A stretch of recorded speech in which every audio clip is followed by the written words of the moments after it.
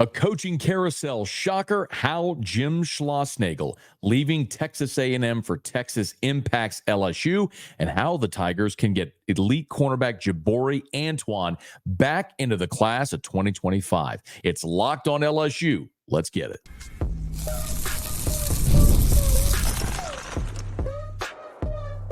You are Locked on LSU, your daily podcast on the LSU Tigers. Part of the Locked On Podcast Network, your team every day.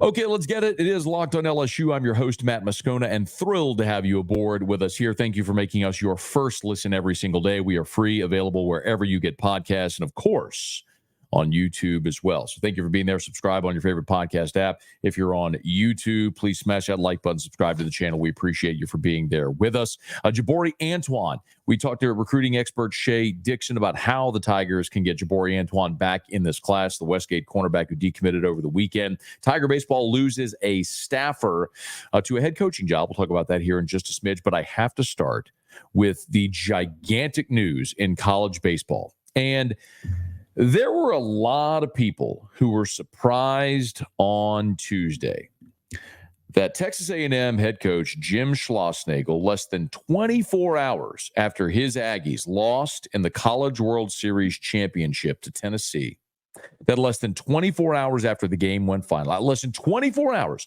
after Jim Schlossnagle chastised a reporter for daring to ask about the rumors about him taking that Texas job, less than 24 hours later, Jim Schlossnagle is leaving College Station to become the head coach at the University of Texas. Now, this would be surprising.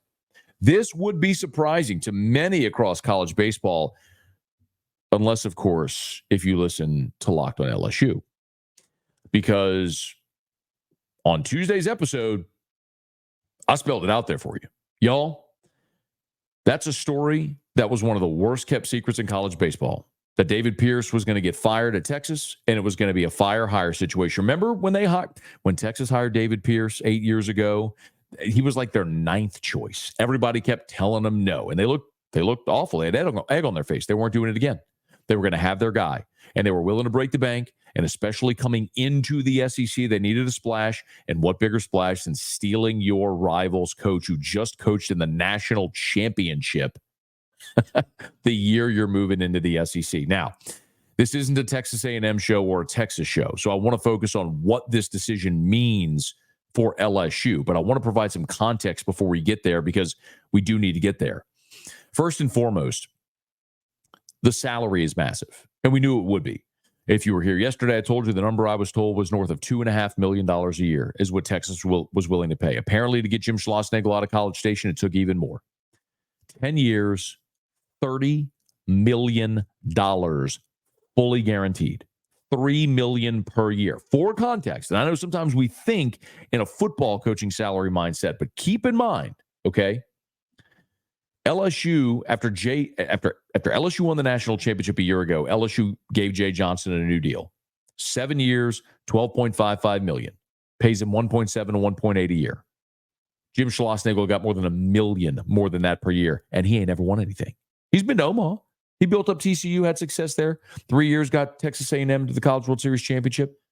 But he ain't never won nothing. And he got $3 million a year.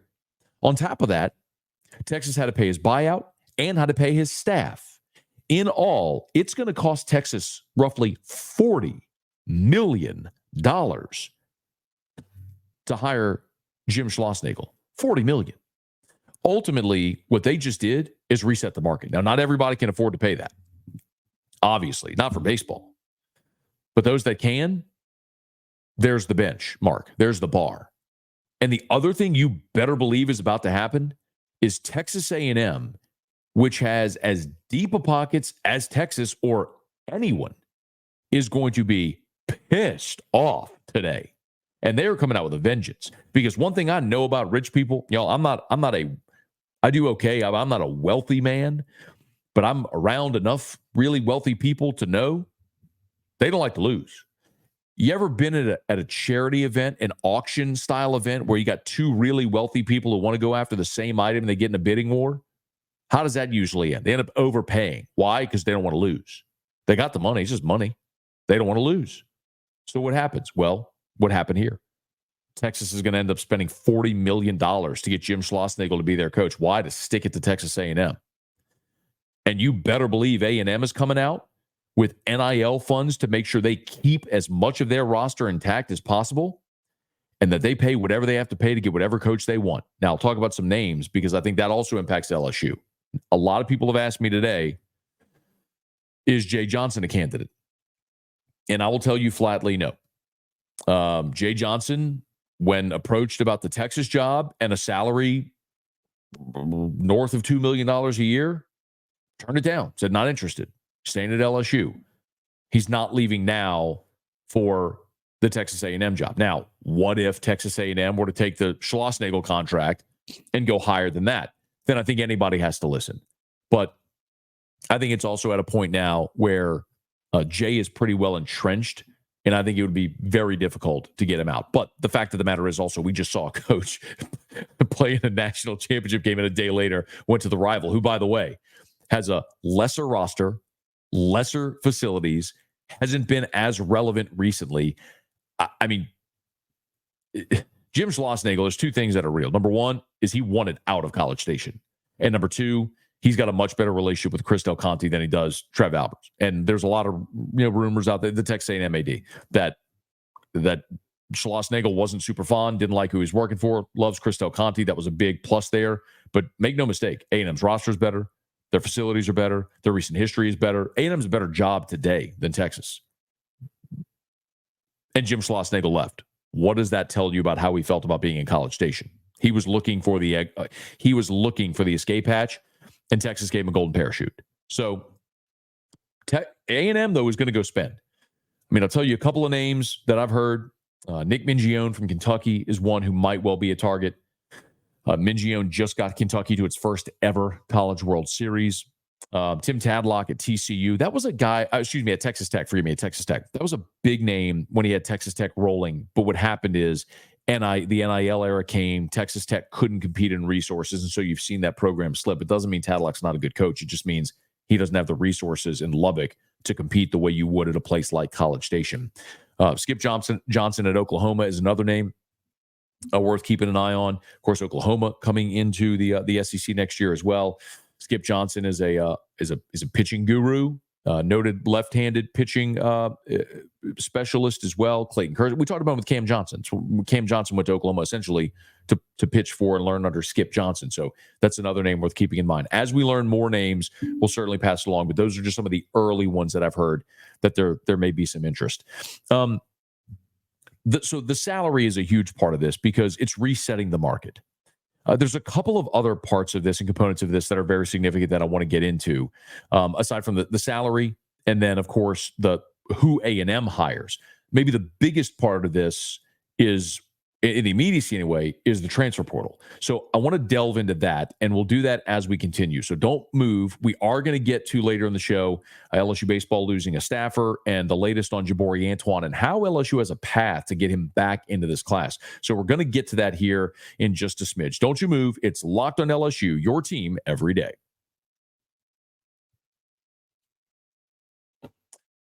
Man, we are just a few months away.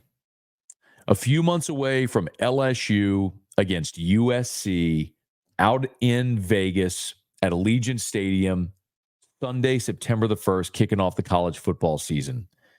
You want to be there? Game Time can make it happen. As a matter of fact, I was looking at the app just before we started the show, and they have tickets for LSU, USC in Las Vegas available right now. So if you want to be in that number, hopefully cheering on the Tigers. Look, let's be very honest. Local sports now are done until LSU and USC kick off. You're going to be fiending for it. You want to be there in that number? You can be, and Game Time can help. So browse through that Game Time app. Go find those tickets. You can do it. It is a great way if you are looking for tickets. They're an authorized ticket marketplace of Major League Baseball, which makes getting tickets faster and easier. Prices on the Game Time app actually go down the closer it gets to first pitch for baseball. Same thing with kickoff in football. So check out the Game Time app if you haven't done it yet. Take the guesswork out of buying tickets right now during Major League Baseball season or as we get closer to football season with Game Time. Download the Game Time app, create an account, use the code LOCKEDONCollege. One word. use the word Locked On College for $20 off your first purchase. Terms apply. Again, create an account, redeem with the code Locked On College. That's LOCKED ONCOLLEGE, Locked On College for $20 off. Download Game Time today. Last minute tickets, lowest prices guaranteed. As we continue, of course, rehashing the biggest news of the day, which is Jim Schlossnagle leaving Texas A&M for Texas. We've talked about how the salary resets the market and what teams are going to have to pay for head coaches and what assistants might be able to get as well. I've been told that, look, the A&M staff is going with Jim Schlossnagle to Texas, and you're talking about assistants making north of $500,000. So that is totally going to reset, just like you see in the NFL. When a new quarterback gets paid, it resets the market. Similar thing could be happening here. We talked about some names, early names to keep an eye on this coaching carousel. The other thing that, of course, is massively important is the transfer portal.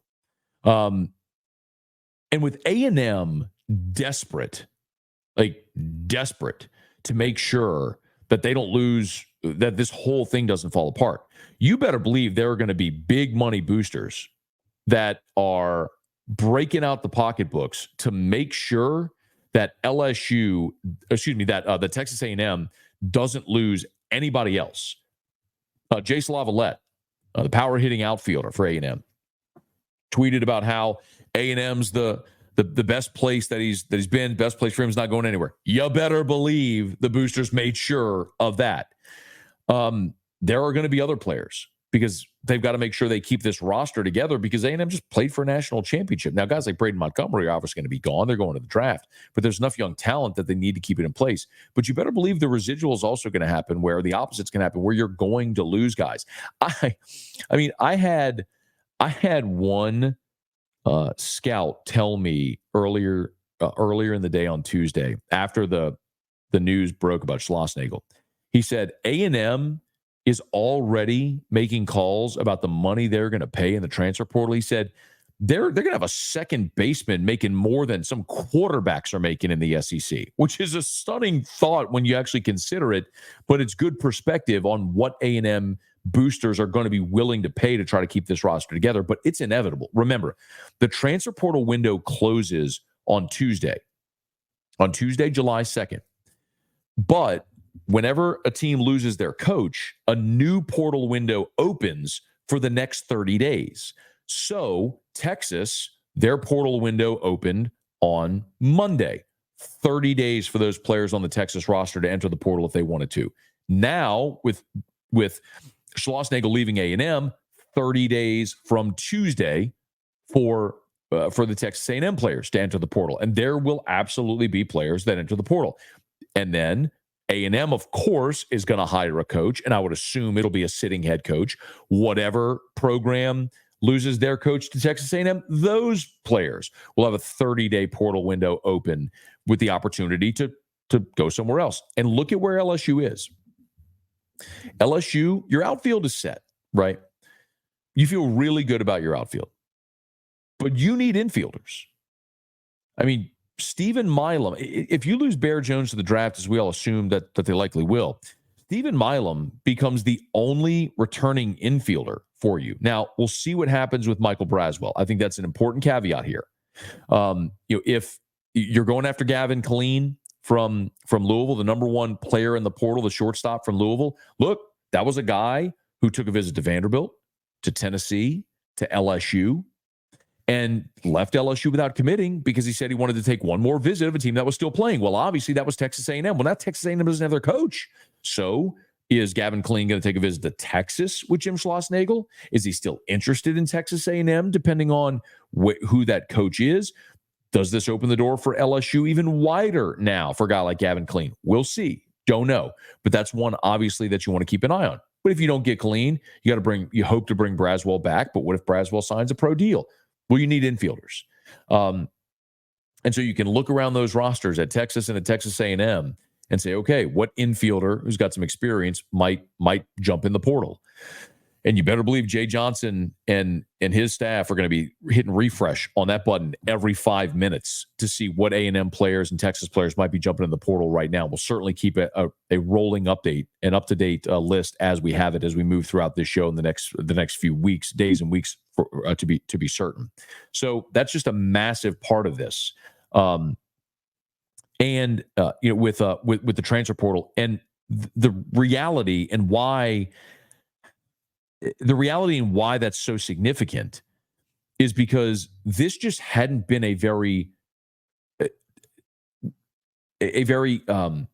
this transfer portal cycle hasn't really been overflowing with talent and depth like it was a year ago. I mean, there was no Braden Montgomery in the portal this year. Guys like Tommy White. You just haven't seen that in this year's portal class. So LSU's done a great job. They've got 3 of the top 20 players in the portal already committed, and they're working on more.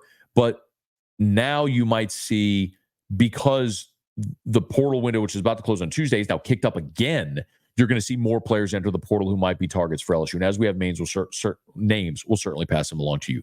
One other thing that I want to pass along to you here, to be sure, LSU has lost another staff member. Director of Baseball Operations Brent Herring is going to be the new head coach at Nichols.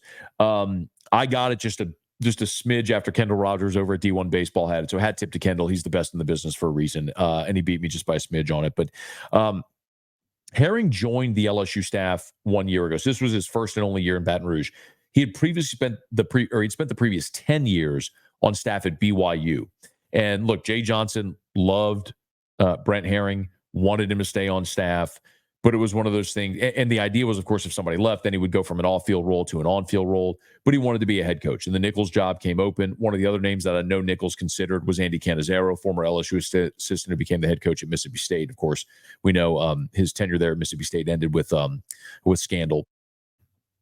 And Andy had been a high school coach in the New Orleans area, but was looking to get back in the college game. And that would have been a real opportunity for him there at Nichols. But Brent Herring ultimately ends up being the coach there. So, that's a guy with a ton of experience, some real recruiting acumen as well, and has a decade of on-field experience at BYU before coming to LSU a year ago. But if they're just 1 year parlays, I'll tell you another reason why I think that's significant. Let's just be very clear. And by the way, Jay Johnson and Brent Herring have a great relationship. They knew each other from when Jay was on the West Coast and Herring was at BYU for the last decade, and Jay was at Arizona. So they have a great relationship. It's how ultimately he ended up here from BYU. And as I understand it, Jay Johnson really advocated for Herring to get that BYU job. So think of this. So here you have Jacob Myers, who just, you know the story, right? Was at Santa Ma, was lightly recruited, ends up at Nichols, blows up there in 2 years. Now he's transferring to LSU. Well, think of it this way. That's not going to be the first kid that goes to Nichols. I mean, there could be a pipeline. I don't mean it like that, but I think if you're Brent Herring and you have the perspective of having been at LSU, you can certainly look and say, okay, well, there's going to be kids in this state, very good high school baseball state, who maybe aren't good enough at 17, 18 to go to LSU. I can get a year, 2 years, 3 years out of them, and then maybe they go to LSU after that. But you have this great symbiotic relationship with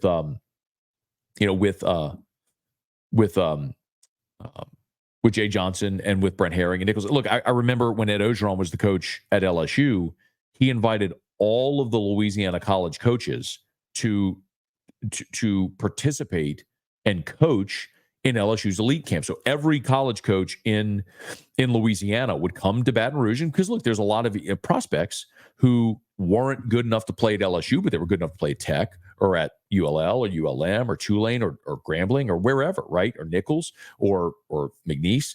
And so all those coaches came, and it gave them an opportunity to get an up-close personal view of these prospects. But similarly, it built tremendous synergy with Ed Ogeron and the other coaches in the state. So when LSU was recruiting parts of the state for the elite athletes, Ed Ogeron and LSU had advocates all over the state because he was so good to those coaches. I think it's a similar thing here. Like, you want a good working relationship with the other coaches in the state that, if the time comes and there's a really good player at one of these teams that wants to jump in the portal and step up, that there's a good relationship there between Jay Johnson and Brent Herring. So I think that's a real plus for Herring. Obviously, he gets a great opportunity. It's a notch in the belt for Jay to have another staff member who becomes a head coach. I mean, just think about, from Jason Kelly and Wes Johnson and now, I mean, when we talk about Grant Herring, I mean, there's just when you keep having these coaches leave to become head coaches from your staff, that only allows you to attract better coaching talent. So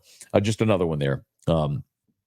Another little tidbit there on LSU baseball. We're on a really, really busy day. The other thing I want to get to as we put a button on the show, and I'm going to move quickly here, is if you missed it, we spent the past few episodes talking a lot of recruiting. After what was a massive recruiting weekend for LSU, we gave you bonus content over the weekend, updating all the commitments. Would highly recommend you go back and check those out. But the weekend ended with a bit of a thud with Jaboree Antoine decommitting. And on Tuesday, LSU was in the mix for another elite prospect, and it didn't quite go their way. But I had a chance to talk to Shea Dixon of On 3 the Bengal Tiger, and he laid out some really good news about Jaboree Antoine. I want to get to that as we continue next here on Locked on LSU, your team every day.